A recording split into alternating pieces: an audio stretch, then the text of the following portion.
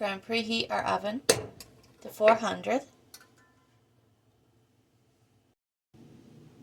This is how you make almond chicken thighs. We start with chicken thighs that have skin. Make sure you rinse it real good.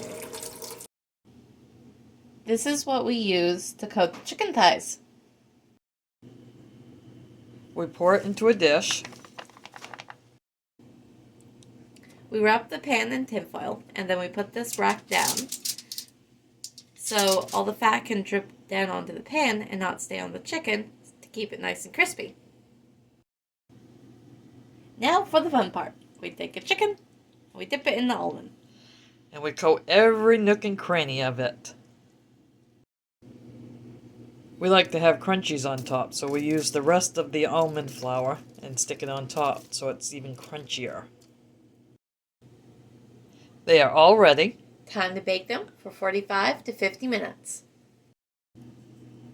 They are all done. This is what they look like. They are very delicious. I hope you'll try it. Bye-bye.